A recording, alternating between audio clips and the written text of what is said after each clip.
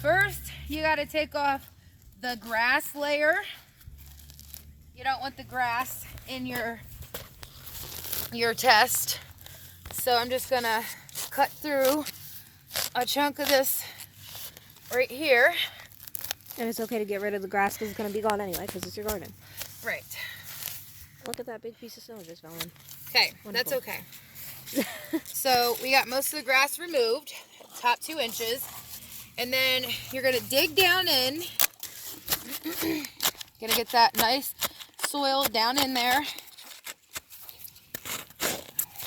This shovel works really well for that. It's kind of got a pointed end to it. It's actually like, my fiance's for metal detecting, but yeah, it's like his favorite shovel ever. It works for gardening too.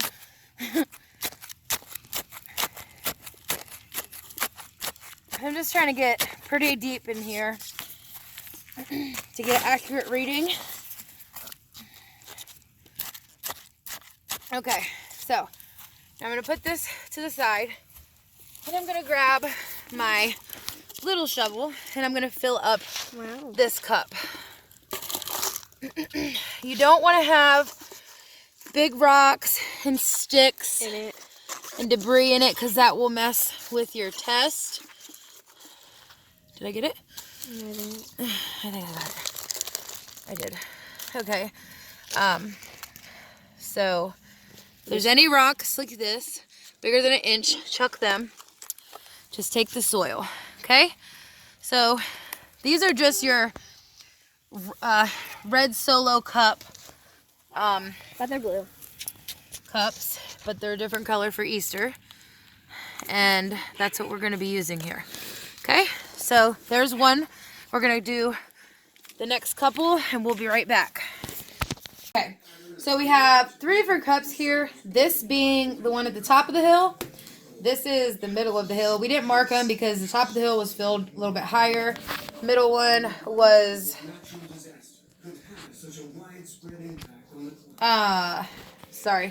the middle one was actually cracked, and then the one at the very bottom we know is this one, obviously, because it's the last one left. Because we didn't do the side of the house, and we decided not to do the fencing area because it got really cold. Super, super cold. So yeah, for this time of year, we just want the sunshine and some warmth going through our blood, because this coldness has got to go. It's got to go. Anyways, so we have collected some rainwater in here.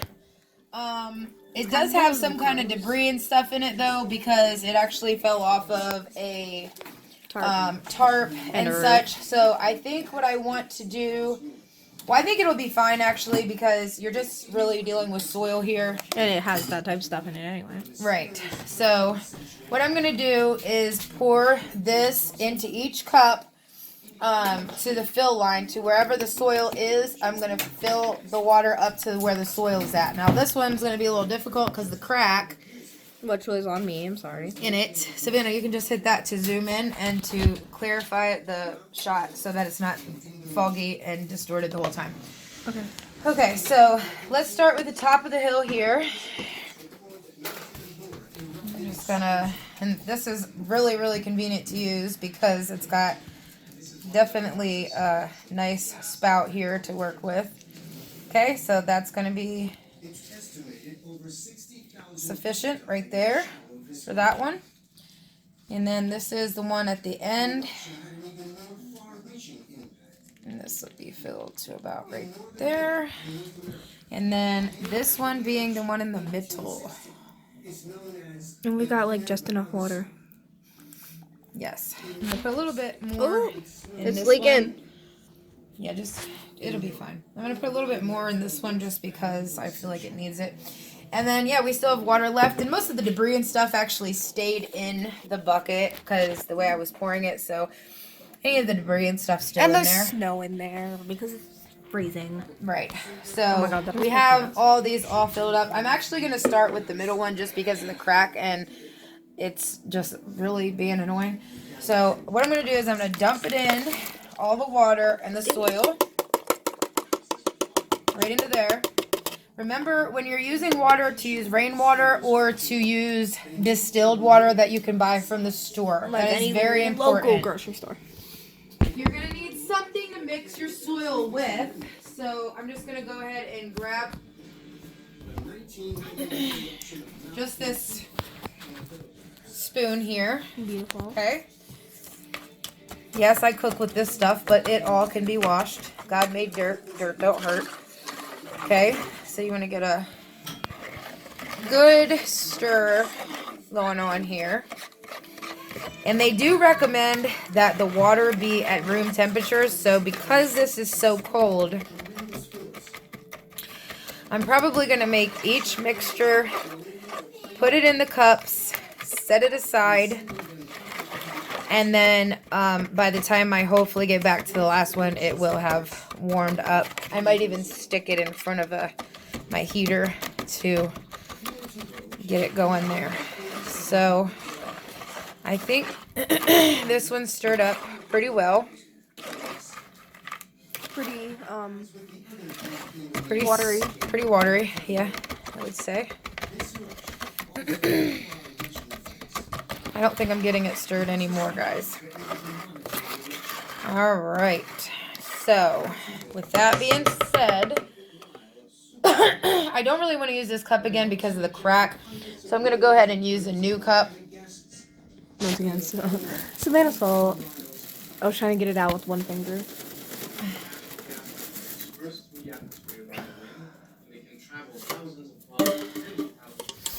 Okay. I'm going to dump this right back into the cup. It's like a milkshake. All the debris. Well, it's not debris, the soil. I did see one rock in there that was about 1 inch, but as long as it's about, an inch, I don't think it's going to make too big of a difference here. They've been in there for so long, it's basically the same thing. Right. So, and there was only one that I could see. So, I'm going to go ahead and dump all this in here. If you have a cake icing spreader, that would probably come in handy right now to get all this out. Okay, so just get as much as you can into the cups, and then go and rinse your bowl right out for the next sample. Okay, go. So I got my bowl and everything all rinsed out, and I literally only rinsed it out with water. I'm just going to go ahead and dry everything off with a paper towel just to get any excess water out of here. Last soil out? No, the water, because I don't want none of the chlorinated water to interfere with the test results. So just make sure you dry it out when you're using tap water. Okay. Which one are we going to do next? We're going to go ahead and do the... This one's the end, or the beginning. The beginning one. Now. Once again, looks very disgusting. And we might need to actually mark these after they're mixed so that we don't get confused. So, Eva, if you want to, would you grab a marker? Here. And go ahead and write on that an M for the middle. Okay. So we know that that's the middle one, please. Alright, that's what's left in the cup. I wrote it on the There you middle. go. I wrote it on the bottom. This is the beginning, so put a And B. you can put a B in that one, please. So now this one, we're just going to do the same thing. Noah, please leave me alone. Then now it's going to be the end. So it's an E. For Eva. And I'm hoping that it's all pretty similar, but what this is going to do is give you an idea of where to plant, what plants. Certain plants that you have will go better at the top of the garden or the bottom of the garden or the middle of the garden. They'll grow better in that area, or this will tell you if your soil needs amended with certain material like lime or any kind of compost or additives. So we'll go ahead and figure this out. Hopefully by the time we get back around, our water will be room temperature.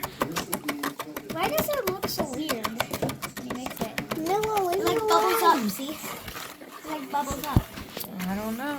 Probably because air gets trapped in there while mixing it. Oh. I never knew that it gets trapped in stuff that you mix. Well, yeah, Like I think dough. they make whipped cream. Or dough. Or dough. Mm-hmm. Dough expands because of the yeast. Oh, never mind. I thought I knew something, but I don't. Well, air incorporated into it, I'm sure makes a difference as well. So like, Hold on, I'm recording. so like, if you were making a dough, everything like when you're mixing the dough, air goes in it. But when you put it into an oven, it expands out of it. Or they made flatbread when Jesus was around, and that's what they ate at the royal dinner. Mm-hmm. Wine and flatbread. Flatbread.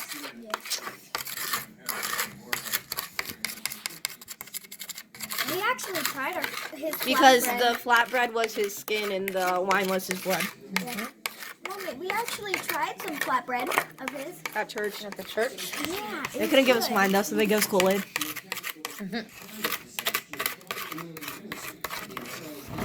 Yeah, that's what they do.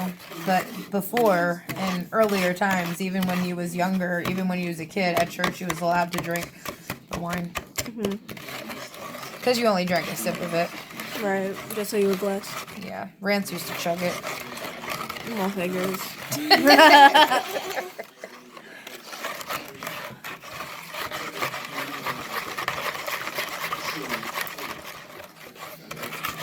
All right, this looks pretty incorporated. Gonna go ahead and dump this back in here. Your fingers look stubby. And then rinse out the bowl again. And then do the same thing, rinse out the bowl.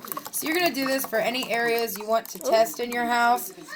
And also make sure you're rinsing out in between every sample that you collected.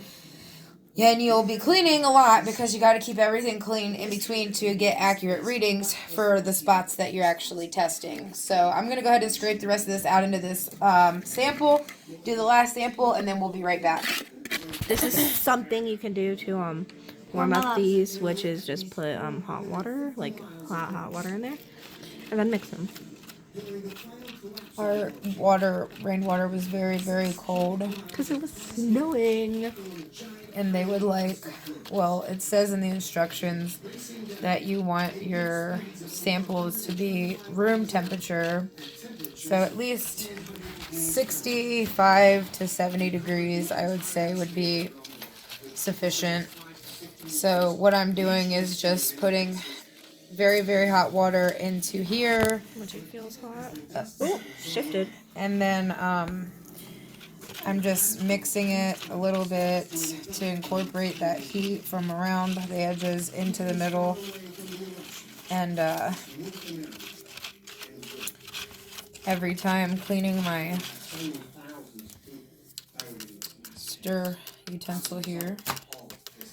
So I just dip it into here, stir it off a little with a paper towel. And then stir the next one.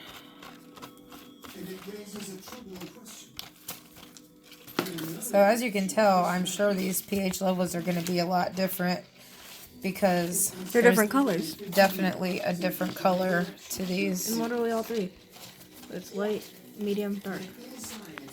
And guys, if you guys didn't see, we actually wrote This one's the end, the beginning, which is 3. This is the top of the hill, the top of the garden. Middle. That's the middle of the garden. No, Right, this that's is the the middle of the middle. garden, and that's that's the the end. end. So it's kind of weird how the color went, actually. I would have assumed it would have went dark, and then medium for the middle, and then light This for one the looks end. like But- this one looks like a coffee latte. yeah, and this looks like a Rick latte. Yeah. Yeah. Now, I just found some organic matter. I'm just gonna actually pull that out. That's a little bit Look at that ring. chunky. We don't want that much chunky in here.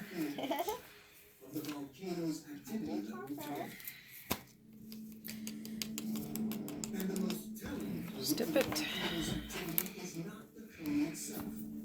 Wipe it off. And we'll do the last one, and then we'll get to testing.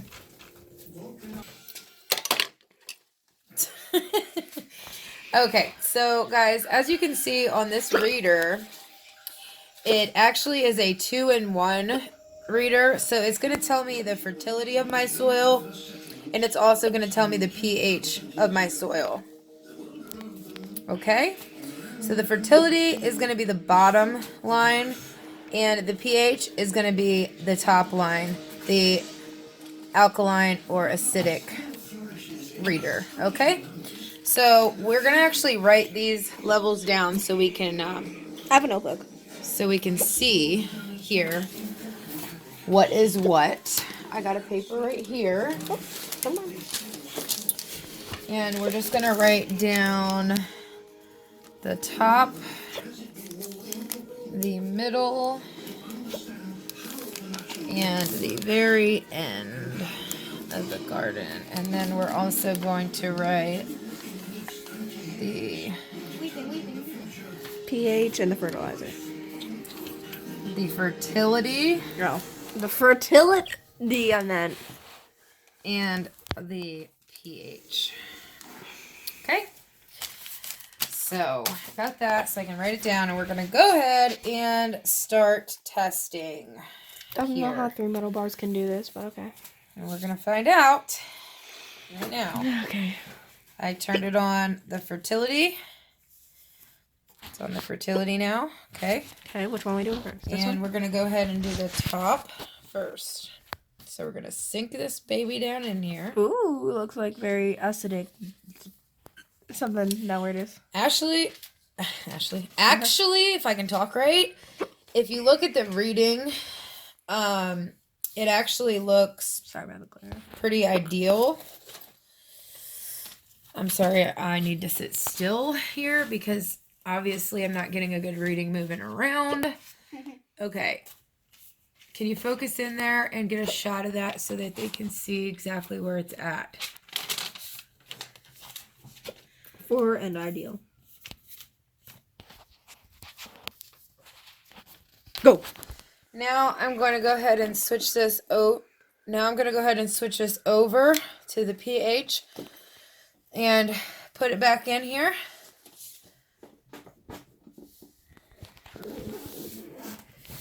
And we're going to see what reading we got there. 6 and 2. Okay, so basically I read it wrong the first time. The first time was the fertility, and that was pretty much on ideal. So we totally read it wrong. Second time I'm reading it here is the pH, and the pH level on this is actually going to be 6, if I'm reading correctly, a little bit above 6. So probably 6.5. not even, probably about 6.3 or 6.2. Okay, I'm going to go clean. You want to go ahead and write that down, Savannah? So this was right the first time. Second testing in progress. This one is the middle. Okay, so we're going to go ahead and switch this over to fertility. Okay, I think it's over. Guys, I don't know what Try not to break this thing. And we're going to go ahead and put this in here. The glare is so bad. Should mix it up a little bit, maybe. Because that one's been sitting for a while.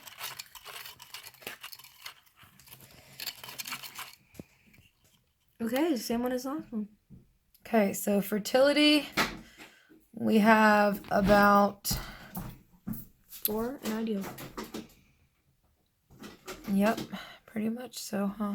A little bit under 4. So,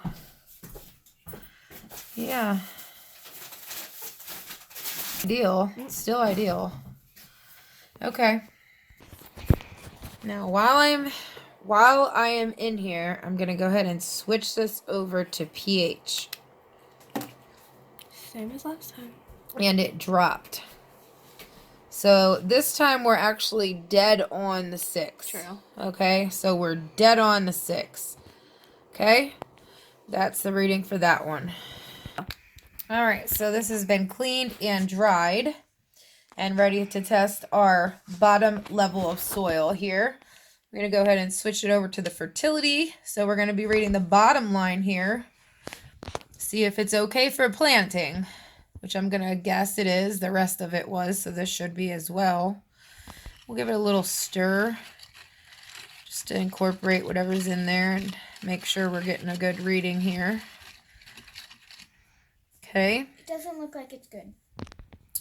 It says ideal. It's right in the middle of ideal, so it looks pretty perfect to me. Okay. So we're going to mark that down as ideal. Then we're going to go ahead and we're going to switch this over to pH and see what the reading is for that. Ideal too.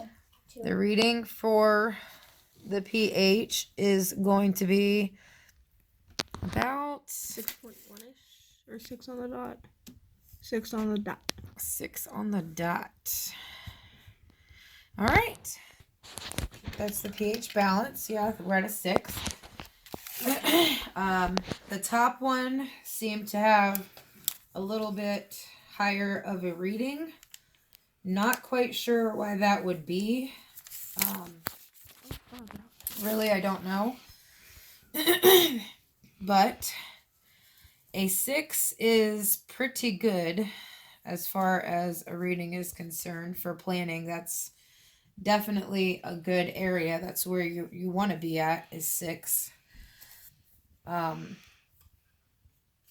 So I'm happy with that. I'm going to go ahead and actually try to measure this one more time. Hold on. The top one for the pH. Just to make sure, because I don't know. I'm just kind of curious why that one was, and why it's darker, because it's super darker Than any other one. Mm-hmm. Oh, it's at a 5 now. Well, it's limping. The pH is A 5? reading a 5 now. 5.5. Yeah, it changed. No, 5.25 because it's not. Where do you see a quarter? Because it's not straight. It's right on 5. Okay, so we're gonna go ahead and check the fertility on this now, Oh. Yikes. and it's actually a little bit, almost not Good. ideal for planting. So, Why is it like that? Because it's next to cars. Hmm? Because it's next to cars. It's closest to the cars. seems to me the more I stir it, The more it changes.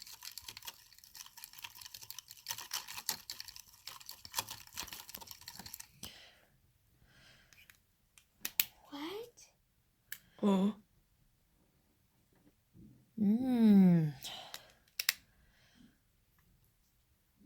That's not good. Or is it? No, it's not. Okay, so we're at about a 5.5 actually for the pH on that one. So these readings are wrong. These ones are right. And these ones are right. And that would make a little bit more sense, Makes seeing sense, it's how darker. the color is definitely different. Usually the darker the soil, though, I will say, is The better. usually the better. Yes. So we found out something new today that it's not. So it might be good for certain plants. Now, I'm not saying it's not good altogether, but generally your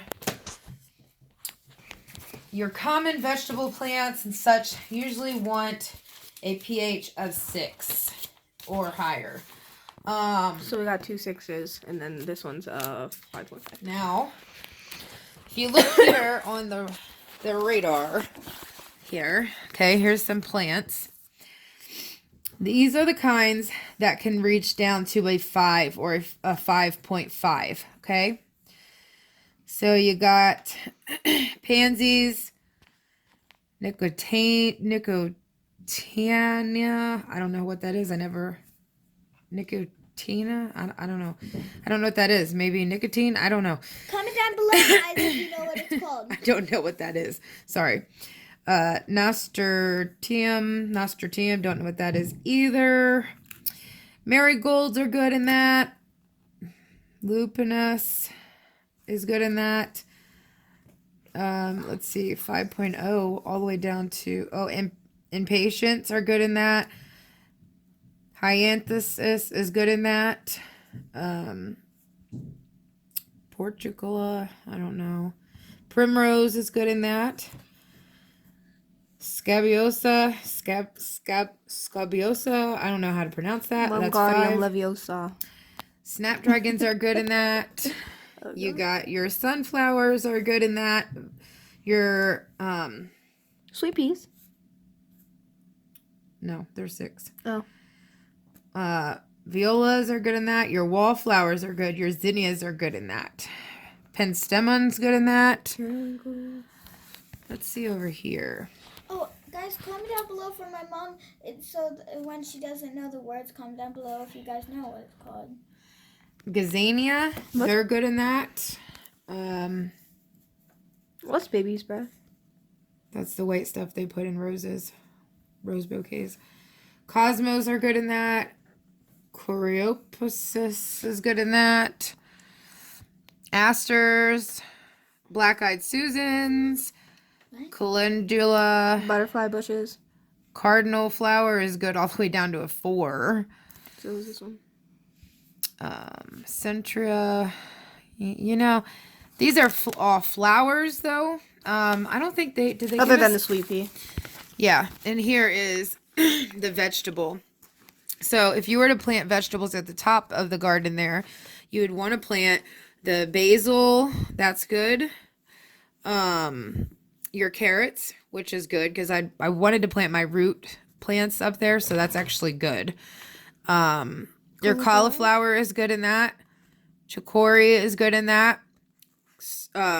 Sweet corn or regular corn. Cucumbers. Fennel. Your melons. Let's see. Your parsnips. Your parsley. Your peppers. Your pumpkins. Your rosemary. Your sage. Your shallots. Your spearmint. Your thyme. Your tomatoes. Your turnips. And your watermelons can all grow in that. So I don't think I'm going to have an issue really, because everything else was a 6. Mm-hmm. Okay. So you're wanting to really be, for your most plants in general, you're going to want to be in between a 5.5 or if, you know, most plants are a 5.5, 6 to about an 8, but the best range is about a 6, which that soil was giving me a lot of 6 readings. So I'm happy with the soil up there. I still will amend it with some compost when I plant, as I always do, but I think the soil alone is going to give me a really good harvest this year, and I'm really stoked to start planting and getting things out there for my vegetables and my flower gardens alike, because we're on a mission to try to be as self-sustainable as possible. Like a homestead. And kind of live off the grid. That's the goal for the next, 10 years. Hopefully we have solar panels and we're living all self-sufficient and, doing our thing. If not here, it will be in another home with more land and a flatter plot. But here, we're going to try to make the best of it and do what we can. And growing a garden has always been a staple in my family, regardless. It's very good to have. Everybody has stuff in our garden. Yeah, fresh fruit and vegetables. No matter where we're at, it's very important to have that. So we definitely will be doing that. And we're going to share that with you as we go, as well as any updating and renovating the house goes. So stay tuned. Please subscribe. I would be more in the video, but I am super dirty. I worked really hard today making a bee catcher box. It's out so they can pause and read it if they want. Okay. I'll let you go get that. To the other side.